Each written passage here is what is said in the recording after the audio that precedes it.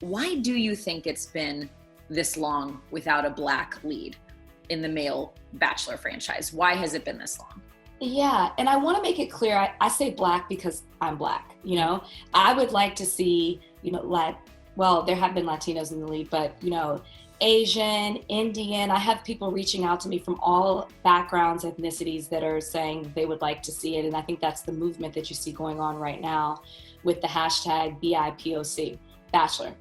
I honestly think that the show is a business. It's a franchise. And there's a quote that I use in my blog post that acknowledges that. The franchise has been around for 18 years. They're a well-run machine. They know exactly what they're doing. And part of a business is giving, it's supply and demand. It's giving them what the supply that they want or that they're demanding. And I think they know who their audience is and what they want. And so they're giving them the product that they want, which are white leads. And I don't think that they've shied away from that at this point. You talk about, you wanting to stick with the franchise because you saw, and I remember you telling me this when I interviewed you on your photo shoot years ago, you said that I'm worried about this, but at the same time, I know that I have to do this. I know this is an opportunity. And now you've stuck with the franchise since then, and you talk about trying to push in from the inside for change. I wondered what conversations you've had. What has it been like being somebody who now has the podcast and who's been on the show for reunions and for the panel on Peter's season? What conversations have you had with the producers behind the scenes about affecting this change? Yeah, I've always been very vocal. And I will say that when I was the lead, they did make changes. They brought in producers of color that they didn't work with me, but they worked with my contestants. And I noticed that they asked me a lot of questions because they wanted to do things right because it was the first time. But after I was the lead, those changes went away. And you only have one Black producer that's in the house with the contestants. And there were 3 when I was there. And so I think that, but to answer your question about in regards to have I had these conversations, absolutely. I've definitely talked to them about when are you going to have a lead of color? That you have had several good candidates. I named them out in my blog post, CN, Tasha, Mike Johnson. Before your excuses used to be, they don't make it far enough. You don't have certain people trying out for the show. I've spoken to them about the lack of minorities that try out to the show. And now you're getting that. So now what's the issue? And I think it goes back to the business of it all. But I've definitely had the conversations about having a lead of color, what that looks like, and making those changes. Since I stepped away from the show, I'll be honest, I haven't really talked to them about the internal changes. I've more so been vocal about having a lead of color. Mm-hmm. And what's the response that you get when you say those things to the higher ups? That everybody wants diversity. It's just, it doesn't work out. Is kind of the answer that I'm given. We all want this to happen. It's just, for one reason or another, it doesn't happen. Mm-hmm. There's always, and I think that's where I get fed up, because it's like, okay, well, it used to be, well, they weren't going far enough. Well, now they are going far enough. So now what is it? And I've even heard interviews given where it's been referenced that, they want it to be, it doesn't have to be based on their color. It's just having the right person. Well, I'm not quite sure what that is, because we can't have the perfect bachelor or bachelorette. And in the past few seasons, they haven't been stellar, I guess that's the best word that I can use. And so I'm just not sure that what we're measuring it against as far as what makes a good lead. Look, the Mike Johnson conversation, I think, is the one you hear from people the loudest. When I was watching Hannah's season, I was watching him and saying, Mike for Bachelor, this guy's great. And then the conversation started to change. And to be honest, I think it's hard because then when Peter's named, Peter is half Latino. And so you think, okay, well, this is something. But if you get specifically into those, why wasn't Mike Johnson the Bachelor? Did you ask that question? Did anybody have a good answer for you behind the scenes on that? No one had a good answer for me. And I would also like to clarify that Juan Pablo and Peter are Latino, but they're white Hispanic, right? Their race is white. We haven't had a person of color. We haven't had a Black lead.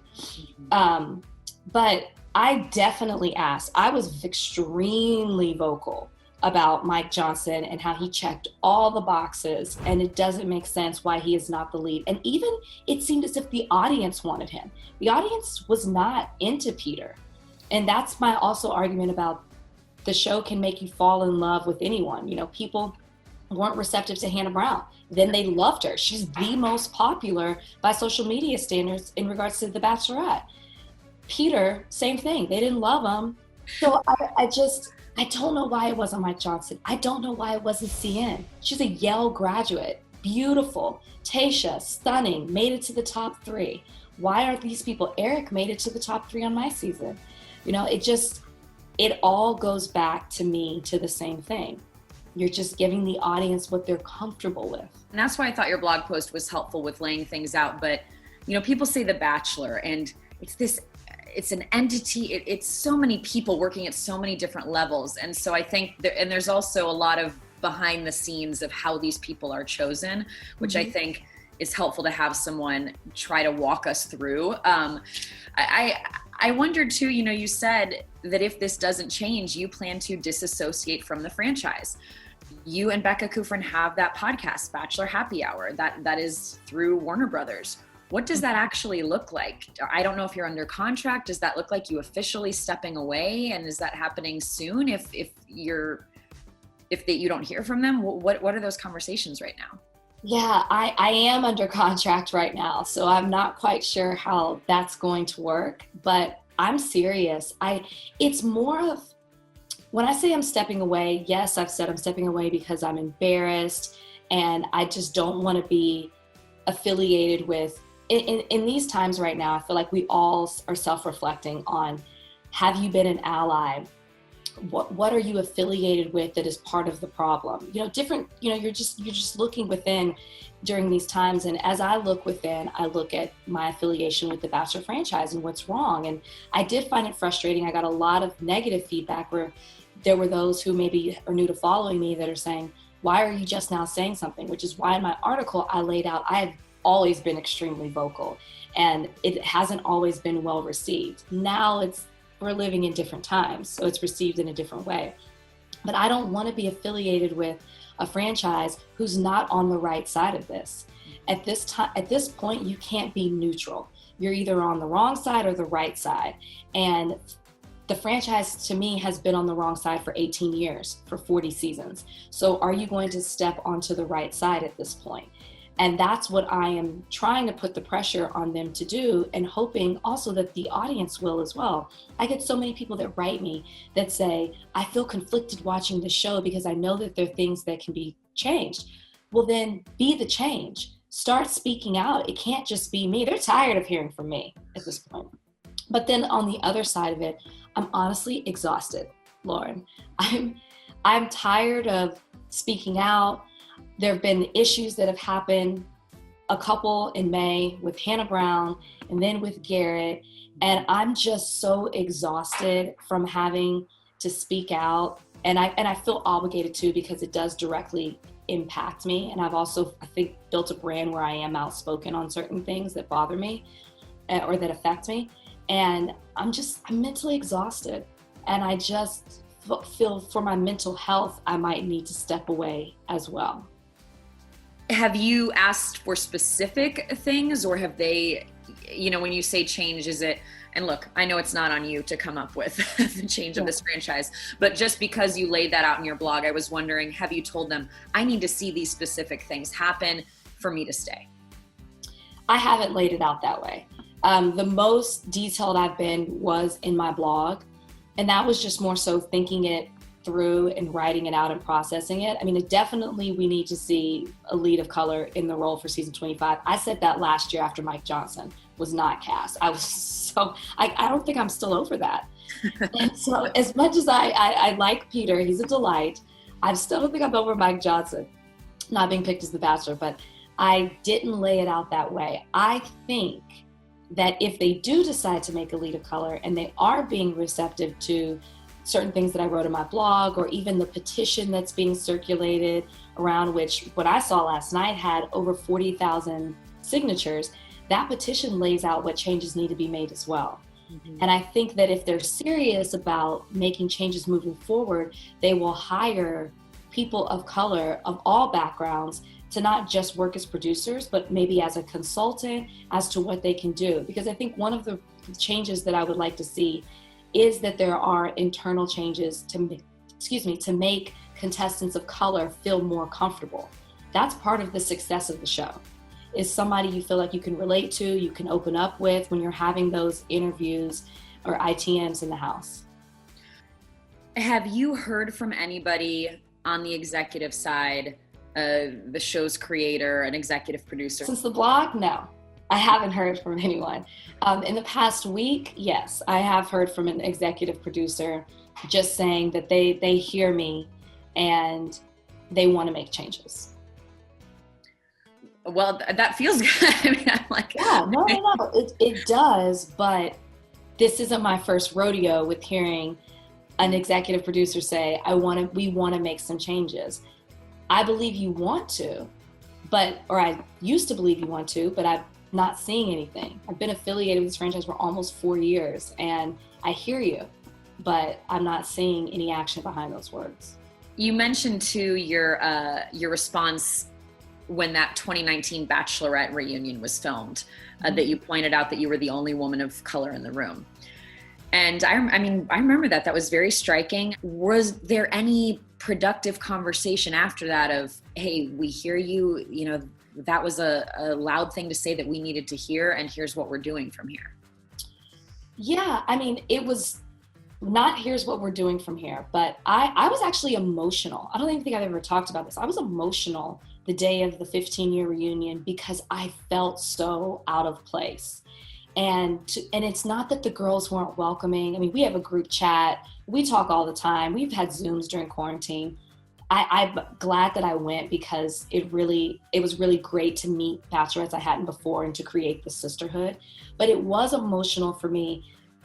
I remember they had to redo my makeup because I was just kind of like, this is so sad that I'm 1 out of 15, even that Hannah wasn't there, 1 out of 15. And it just hit me in a certain way to realize this is what the franchise is. This is representative of the franchise I'm affiliated with. And I don't know of any changes being made to try to change this. So I have spoken with producers, and I did after that. And then of course it was, we want to do better. We want more leads of color, but then no action has been taken. Sorry, I got a little, I hate hearing you say that. I hate hearing you say that you were emotional that day, because it's, I think just, I interviewed you on that date on Nick's season, on that one-on-one, and then to watch you blossom the way that you have, do all this in your career, it's been really great to see. And so I hate hearing you say that day was behind the scenes what it was for you. Do you remember how excited I was that day? I was that date with Nick in New Orleans. Remember, I just couldn't believe I had a one-on-one date. It was like the Bachelor world was at my feet. I was so excited, and I just thought, moving forward, I was getting a one-on-one. I didn't know much, but they were like, oh, you got a one-on-one. That's big. Oh, you got first impression. That's huge. I thought, oh, if maybe this relationship with Nick will work, or I'll go far being representation for a Black woman, and who knows where I could go from here. I had so much hope. I remember that interview very well. I was sweating. It was gross. I just remember all the hope. I remember that girl. And then to see where I am now, it's just so sad what can happen in 4 years when nothing is done, when no changes are made. I'm not hopeful at all by any means. And I think that I'm justified in that, and seeing how things have gone down in the last 4 years. But no, it's so interesting you brought that up, because I remember that girl. Mm-hmm. And now I'm a bit jaded. It's tough because you're stuck in between two worlds. I want to be hopeful, but then I also, my dad always says history has predictive value. So I'm holding on to that nothing has been done in the past. but it's the messages that I get. I have so many people that reach out to me that are like, keep going. Thank you for standing up. You know, as a woman of color, I've watched this show for years, and it's so nice to have representation and that you speak for us. That is what keeps me going. That's what keeps me wanting to fight for change. And maybe I'm not hopeful, but at least I'm still fighting for those who are.